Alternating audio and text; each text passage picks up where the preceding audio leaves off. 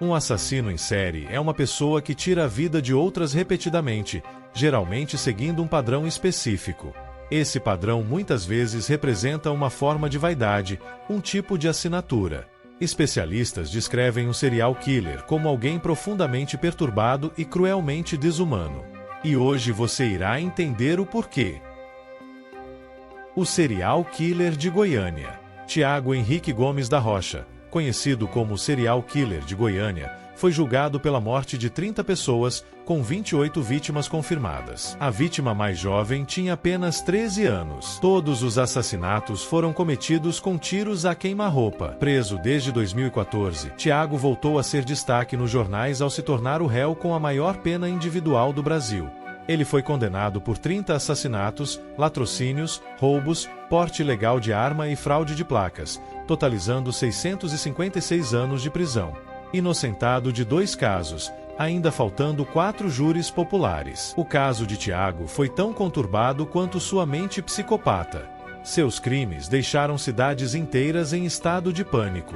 Ele parecia gostar de se arriscar, roubava e matava sem nenhum pudor. Para não ser identificado pela polícia, alterava as placas das 2 motos que usava nos crimes. Com a vaidade de um assassino frio, chegou a afirmar que matou quase 40 pessoas.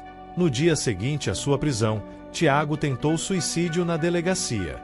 Segundo declarações de seu advogado, ele usou cacos de uma lâmina para cortar os pulsos. Ele se mostrava extremamente violento e instável, agredindo pessoas da imprensa e ameaçando companheiros de cela. No entanto, uma carta de arrependimento marcou uma mudança em seu comportamento diante das autoridades e das câmeras. Durante os 8 meses de investigação, Tiago declarou que ouvia uma voz, um sentimento demoníaco que o possuía e o levava a cometer os crimes.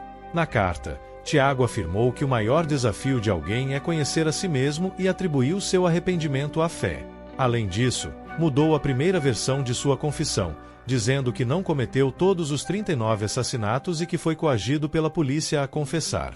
Seria mais um jogo de manipulação ou Tiago estaria realmente arrependido e falando a verdade? Arrependido ou não, Tiago passará um bom tempo na prisão.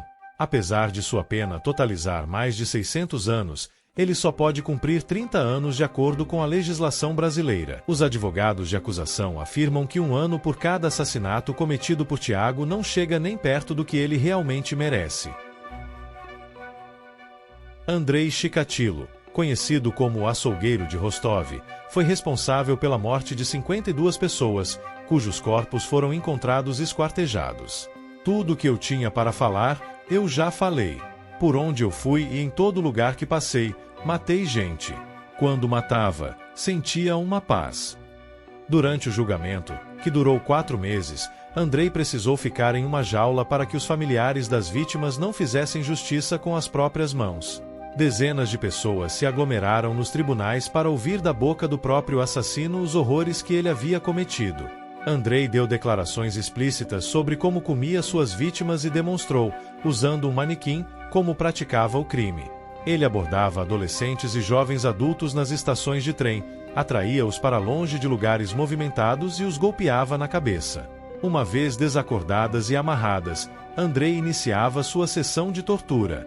No tribunal, Andrei disse que se sentia como um lobo enlouquecido nos momentos de tortura e que quanto mais suas vítimas sentiam dor, mais prazer ele sentia. Depois de golpear repetidamente as vítimas com uma faca, Andrei se alimentava de seus órgãos genitais. Em 1990, ele foi preso em flagrante tentando fazer mais uma vítima próximo a uma estação de trem. Condenado à pena de morte, Andrei Chikatilo foi executado com um tiro na cabeça em fevereiro de 1994. Pedro Alonso Lopes, conhecido como o Monstro dos Andes, confessou e detalhou o assassinato de 300 garotas, das quais 53 corpos foram encontrados, todas com idades entre 8 e 12 anos. O famoso caso de Pedro Lopes foi noticiado em todo o mundo. Ele enganou, abusou e estrangulou centenas de jovens garotas durante suas viagens e fugas em 3 países sul-americanos: Colômbia, Peru e Equador. Pedro abordava meninas que viviam nas ruas, com idades entre 8 e 12 anos, e as levava para imóveis abandonados, onde as aterrorizava por horas. Depois, elas eram estranguladas e jogadas em buracos no meio do nada. Não muito diferente dos outros serial killers citados hoje, Pedro teve uma infância pobre, mas não sofreu qualquer tipo de violência, tendo uma vida aparentemente normal. Durante os depoimentos, a mãe de Pedro Lopes não sabia explicar de onde vinha a versão fantasiosa de sua origem. Ele contou à polícia que, após fugir de casa, era filho de uma garota de programa e que recebia os clientes na frente dele. Ele saiu de Santa Isabel, cidade colombiana onde nasceu, e viajou para Bogotá. Ao chegar na capital, ele se juntou a um grupo de meninos de rua, pois sabia que ficar sozinho em um lugar desconhecido era muito perigoso. Ele conseguiu comida e um lugar para ficar, mas não durou muito tempo por causa dos abusos sexuais. Aos 12 anos, Pedro fugiu do orfanato onde estava, voltou a viver nas ruas e começou a cometer seus primeiros crimes de roubo. Foi um desses assaltos que levou Pedro à cadeia aos 21 anos. Na prisão, ele cometeu seus primeiros assassinatos, matando 2 homens em legítima defesa após ser abusado por eles, o que não lhe rendeu nenhum ano a mais em sua pena. 2 anos depois, Pedro Lopes estava nas ruas para se tornar um dos criminosos mais sanguinários de todos os tempos.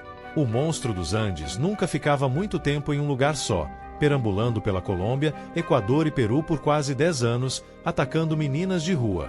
Em 1980, ele cometeu um deslize. Uma de suas vítimas era uma menina de classe média, o que chamou a atenção da mídia e das autoridades. Sem medo do que poderia acontecer, ele continuou agindo no Peru.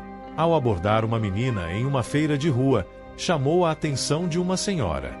Com a ajuda das pessoas que estavam na feira, fecharam o cerco contra Pedro e o entregaram à polícia. Ele confessou todos os crimes e contou onde estavam mais de 50 corpos. Para a justiça equatoriana, não importa quantas pessoas você tenha matado, a pena máxima para homicídio doloso é de 16 anos. Pedro Lopes cumpriu 14 anos e depois foi encaminhado a um hospital psiquiátrico na Colômbia. Em 1998, ele saiu do hospital, voltou para casa só para roubar os pertences da família e fugiu para cometer mais crimes. Foragido até 2002, Pedro voltou para a cadeia e continua lá até hoje, condenado à prisão perpétua.